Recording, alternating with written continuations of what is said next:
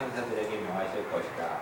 그리고 그들이 손으로 너를 떠받쳐서 너의 발이 돌에 부딪히지 않게 할 것이다 하였다. 예수께서 악마에게 말씀하셨다. 또 성경이 기록하기를 주 너의 하나님을 시험하지 말아라 하였다.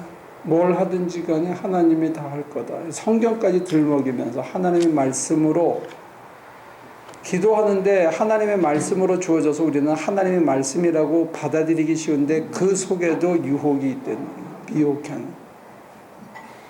얼마나 영악한 놈이에요. 그죠? 근데 이 마귀가 아까 말씀드린 대로 제3자라면 괜찮은데 하나님 나 그리고 제3자로서 있으면 이게 차라리 쉬운데 이게 만약에 내 속에 있는 거라면 우리가 분별하기 참 힘들다는 거예요. 내 속에 있는 거면 분별하기 힘들고 또 하나 분별하기 힘든 건 뭐냐면 이게 대중이라면 참 힘들어요. 소위 우리가 얘기하는 피어 프레셔 이런 것이 마귀 짓을 할 수 있습니다. 400명이나 되는 사람이 다수결로 보더라도 400대 1이면 미가야가 틀려야 맞습니다. 민주주의라는 것은 불특정 반이 찬성하면 그게 상대적으로 옳을 거다라고 해서 가는 게 다수결이거든요. 민주주의예요. 대학을 나왔든 안 나왔든 뭐 IQ가 얼마든 그걸 떠나서 도장 찍을 수 있는 인간이 100명 중에 51명이 택하면 그리고 한 39명이 죽기 살기로 반대하고 10명이 기권하면 이 51명이 한 게 옳다라고 믿고 가는 게 그게 민주주의거든요. 근데 400대 1이에요. 다 다른 사람이 교회가 전체가 일로 가. 근데 나만 이쪽에 떨어져 있어. 근데 떨어져 있으려면 어떤 권위가 있어야 되거든요. 이를테면 우리 마누라가 사람 많은 데는 가지 말라 그랬다. 그래서 혼자 떨어져 있다. 이것도 권위예요. 마누라의 권위에 의해서 할 수 있는데 그게 아니고 다 가는데도 불구하고 나는 이게 하나님의 뜻인지도 모르겠다고 혼자 설 수 있는 거는 굉장한 용기를 필요로 해요. 그 길에 있는 거는 굉장한 용기를 필요로 해요. 하나님께 전폭적으로 의지하지 않으면 이게 참 쓰기 어려워요. 400대 1의 대중의 프레셔를. 그 다음에 그 마귀가 아니고 내 속에서 정말 하나님이 이러실 수가 있나? 왜 하나님께서 나한테 그러셨을까? 진짠가? 하는 요게 딱 꺾어지면 미혹해져요. 그래서 예수님의 대답이 특이해요. 마귀는 뛰어내리라 그랬는데 성경을 막 코테이션하면서 예수님의 대답은 하나님을 시험하지 말라. Don't doubt. 하나님에게 의심을 품지 말라. 하나님을 가지고 장난질 치지 말라. 근데 우리가 하나님한테 그런 장난질을 칠 때가 있대. 하나님이시면 이렇게 해주시고 아니시면 이렇게 해주시고. 저는 사람들이 교인들이 서운해가지고 지키는 걸 저는 한 번도 못 봤어요. 그래서 저는 서운하지 말라고 서운하라고 여러분들에게 거의 가르치지 않습니다. 서운해서 지킬 수 있지 않아요. 우리한테 그런 역량이 없어요.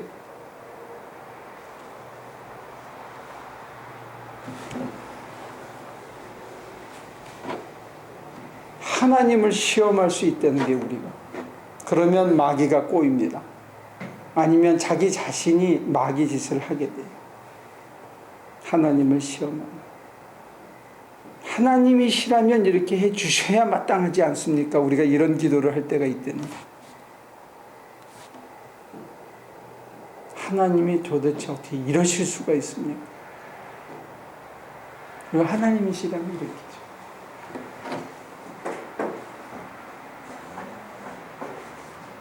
성경은 이미 우리들의 그 기도생활이나 영성생활에 대해서 어떤 그 주의 마크를 몇 군데서 이미 해놓으셨어요. 중요하게. 근데 가장 이게 어필할 수 있었던 거는 수도 생활을 하는 사람들의 영적 체험에서 이 공통분모가 있었기 때문에 예수님의 이 이야기가 그리고 예수님의 인성을 드러내는 부분이기 때문에 이 시험받는 장면이 이렇게 드러났는데 예수님도 시험받았다는 걸 우리가 잊지 말아야 되는 거예요. 그럼 저나 여러분들은 당연히 시험이 온다. 당연히. 근데 이게 온다는 걸 모르고 이런 것을 경계하지 않으면 쎄빠지게 기도해놓고 우리가 마귀의 종살이를 할 가능성도 있다는 거. 참 무서운 겁니다. 하나님이 은혜를 주셨는데 은혜는 넘치게 받았는데 그 다음에 내 능력을 드러내고 싶거나 이게 진짠가? 이러면 이제 맛이 가는 거예요.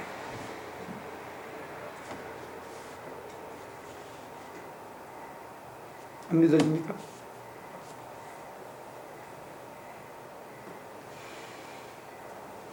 제 경험으로는 주저하는 것도 굉장히 나쁜 겁니다. 하나님의 뜻이라고 생각하면 실수하더라도 바로 실천해보는 게 중요합니다. 실천을 해서 이게 열매가 딱 드러나면 되는데 그걸 주저하고 머리 굴리고 이렇게 하고 저렇게 하다 보면 내가 살아납니다. 내가 살아나면 하나님의 영역이 위축될 수밖에 없어요. 내 뜻이 하나님의 뜻을 거슬러 버리거든요.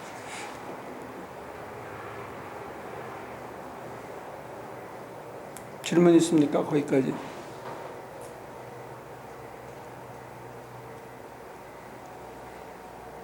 하나님의 뜻을 받아들이려고 자기 뜻을, 자기 존재를, 자기의 미래와 계획과 자기의 직업까지 모든 걸 버렸던 사람도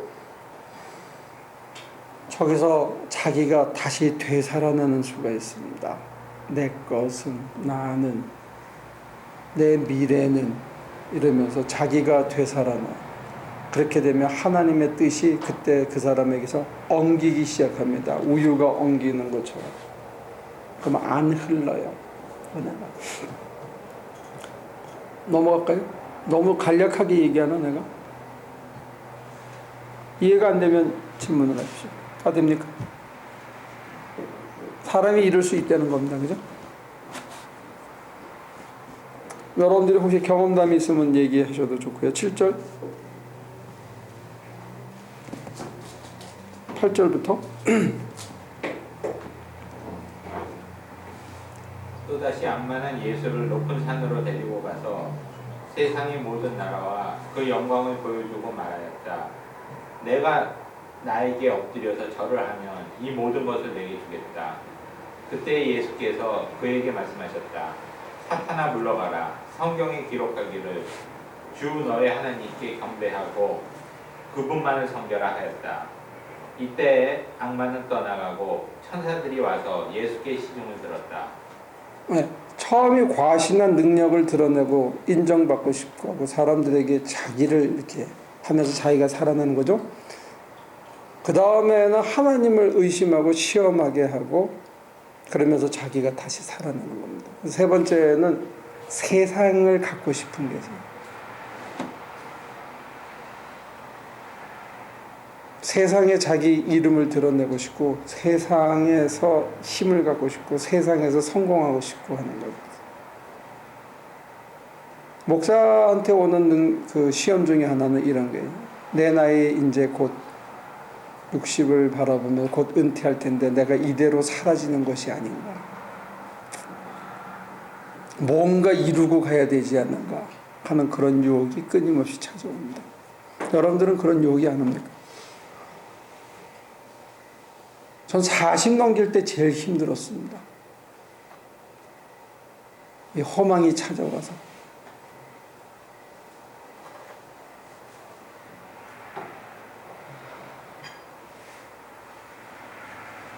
하나님께서는 우리를 언제 쓰냐면 힘이 다 빠지고 아무것도 할 수 없는 인간이 될 때 그때 비로소 쓰실 수 있거든요. 참 역설이죠.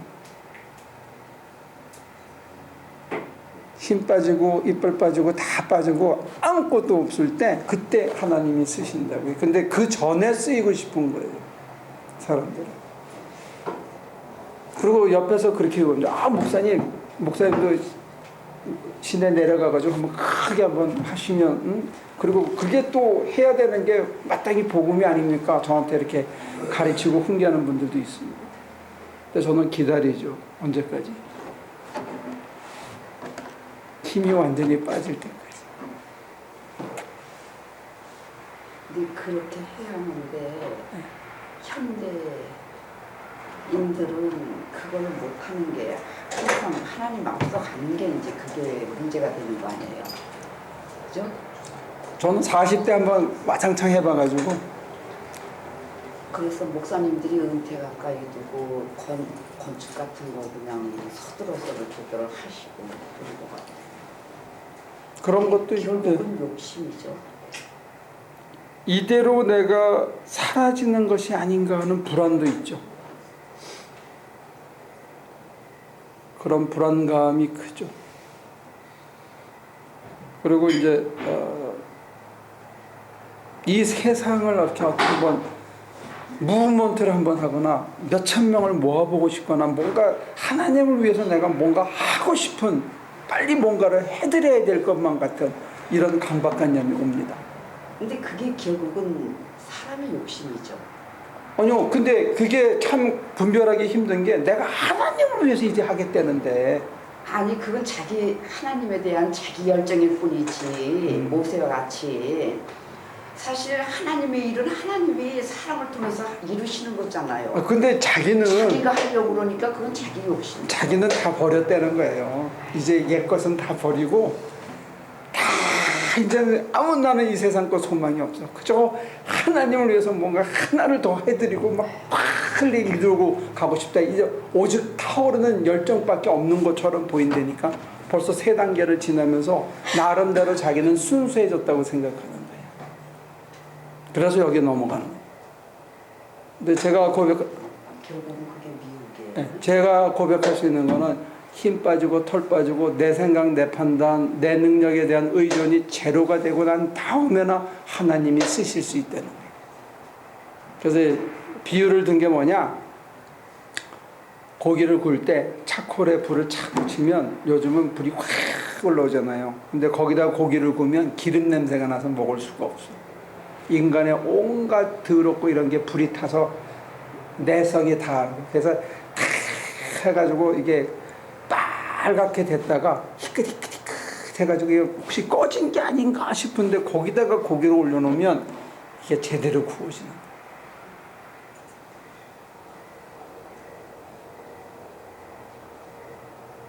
그러니까 이때까지 기다려야 되는 거예요. 이거 사람 잡는 겁니다. 이렇게 될 때까지 기다려요. 그러니까 또 나는 이제 너무 늙어가지고 나는 이제 할 일이 없어. 이렇게 해도 될 수 있어요. 근데 그거는 내가 결정한 문제는 아닙니다. 내가 무슨 일을 하고 안 하고는 그건 내 뜻이 아닙니다. 하나님의 판단이지. 내 생각에 내가 못하겠다고 하는 거고 내 생각에 내가 이걸 해야 되겠다는 거지 그거하고 하나님 생각이 늘 일치하지 않습니다. 근데 이제 제가 제 짧은 경험으로 고백할 수 있는 거는 나라는 것이 또 내 입장, 내 체면 그래도 내가 하는 이게 다 제로가 되어지고 정말 무능력해져서 손끝 하나 내 힘으로 까딱할 수 없다라고 고백하고 정말 처절히 엎어져 있을 때 그때 하나님이 한 칸 쓰시네요. 딱 한 칸만 쓰시네요. 그때 2칸도 안 쓰시고 이게 사람 잡습니다. 이거를 체험하고 그대로 고기가 가서 딱 쓰이고 쓰일 때는 혼신을 다해 쓰이는 거죠. 혀가 쭉 빠지도록 쓰이고 그 다음에 거기서 멈추고 또 기다려야 돼. 그 다음 명령이 있을 때까지. 이게 믿음입니다. 이거를 한다는 게 말은 쉬운 것 같은데 실제로 거기 가면 달려오던 탄성이 있어서 그냥 금을 넘어가기 쉬워요. 앞차를 들이받게. 거기 딱 그냥 지남철에 붙은 것처럼 딱 멈춰 있어요.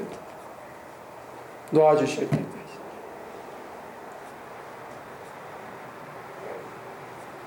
이 순종, 이 즉자성,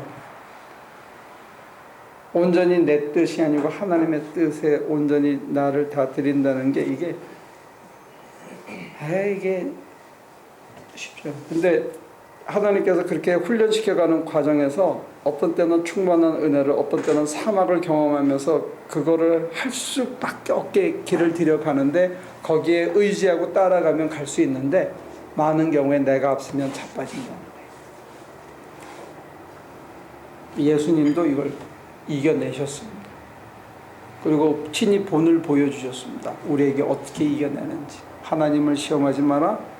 하나님만 경배해라. 우리가 섬기는 건 세상이거나 딴 게 아니야. 하나님에게 포커스 사모하고 하면 이길 수 있는데 이게 사실은 참 어렵다. 현실에서 100번 걸면 한 80번은 자빠진다.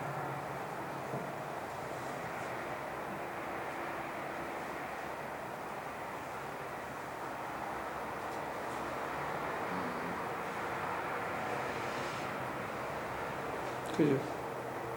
그러니까 이제 지선 씨처럼 영리하게 저는 이렇으면 자빠지고 자빠질 거니까 그냥 엎드려 있죠.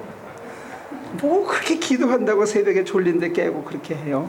은혜 받으면 이 짓 하는데 그렇게 또 하나의 옵션이 그런 사람들이 한 70% 돼요. 은혜 받을까 봐 겁내는 사람도 무지하게 많아요.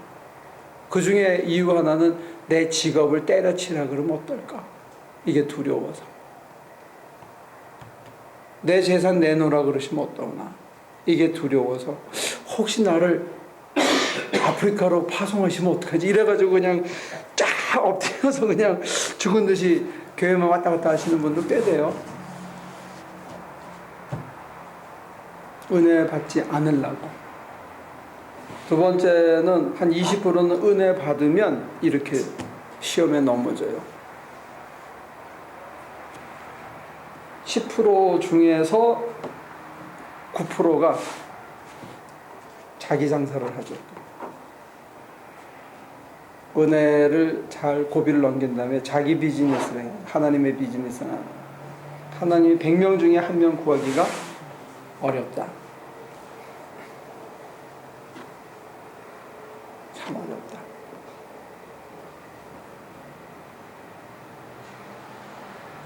그래서 진짜 조심하셔야 됩니다. 여러분과 제가.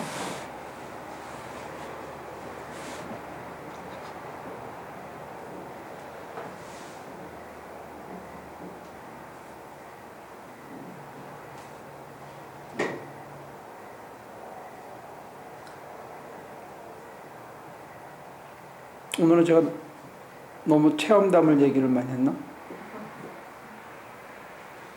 저도 이 대목을 보면서 간단하게 고백하면 제 2년간 생활이 여기서 딱 요약이 됩니다. 그래? 제가 저의 가시가 있잖아요. 공원에서. 너무 극심해서 우리 딸이 저를 위해서 학교를 휴학을 하고 저를 1년간 돌봐주면서 갈등이 있었죠. 그런데 저를 다 표현을 하고 이거 내가 지금 이런 상태이기 때문에 그리고 공부 열심히 다니면서 내가 이거를 근본적으로 해결해 보려고 내가 도와줘 라고 해서 우리 딸과 굉장히 절친한 사이가 됐어요. 근데 이제 딸은 이제 학교를 가려 하고 이제 아들이 이제 돌아오게 됐잖아요. 그러니까 제가요 이걸 또 써먹는 거예요. 그랬더니 딱 왔는데 아닌 거예요. 제가 그때는 저가 진심으로 그렇게 표현을 했었던 거고 진심으로 그랬었는데 지금은 사실은 좋아져서 그렇게까지 필요가 없거든요. 그런데 나 지금 상태가 이러저러하니 네가 나를 이만저만 해줘야 돼? 은지도 그랬어? 이렇게 하니까 정말 거짓말이 싹 들통이 나면서 싫은걸요? 이렇게 딱 왔어요. 그러니까 거기서 제가 되게 무안하기도 하고 그리고 저를 다시 한번 들여다보니 그거를 이렇게 갖고 그 아이를 컨트롤하려고 했었더라고요. 근데 이거를 보니까 제가 납작 엎드려야지요 라고 얘기했었는데 이 고담 장면에 이게 나오니까 제가 그 회개가 되네. 그래서 제가 그런 거를 이렇게 스키조프레니아 걸린 사람들의 마음속에 컨트롤 이슈가 있어요. 패밀리 스트럭처에서 컨트롤 이슈가 있어서 거기서 자기가 더 진전을 안 하려고 그래. 그 안에 동굴 안에 갇혀 있는 이유 중에 하나가 그런 거예요. 지금 우리가 하나님을 향해서도 컨트롤 이슈를 가지고 있어요. 내가 하나님을 컨트롤하고 싶어하는 마음이 우리 속에 남아 있어요. 내가 더 탕자로 남아 있음으로 인해서 하나님을 컨트롤할 수 있다고 생각해요.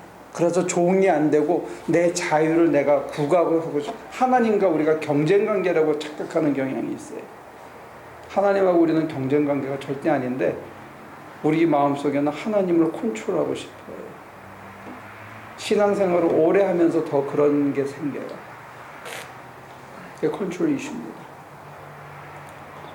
그래서 제가 신앙생활을 하면서 여러분들에게 제일 힘든 게 내가 하나님의 종입니다 하는 것을 받아들이는 게 제가 볼 때는 여러분들이 한 칸 넘어가는 첫째 고비예요. 두 번째 고비가 무소유입니다. 하나님을 종이기 때문에 하나님 앞에 내가 아무것도 소유하지 않고 살 수 있다라고 믿고 무소유하고 하나님만 소유하겠다고 생각하는 게 두 번째 고비거든요. 지금 여기 떡, 무소유. 그 다음에 하나님을 시험하지 않고 하나님만 경배하기 위해서 내가 하나님의 종이 되는 거예요. 내 모든 미래를 하나님에게 전적으로 포기하는 거예요. 하나님이 뭘 주셔서 하나님이 옳다라고 받아들이는 게 이게 하나님의 종이 되는 거거든요. 근데 제가 보면 여러분들의 신앙생활에서 첫 번째가 이 무소유, 이게 제일 힘들고, 두 번째가 하나님의 종이 되는 거예요. 그 다음에 세 번째가 하나님이 하실 때까지 납작 엎드려서 기다리는 거. 이 세 가지가 제가 볼 때는 제일 힘들어. 근데 이걸 넘어서야 소위 말하는 하나님의 아들로서 살아가는 공생애가 시작되거든요. 근데 이게 참 힘든 거예요.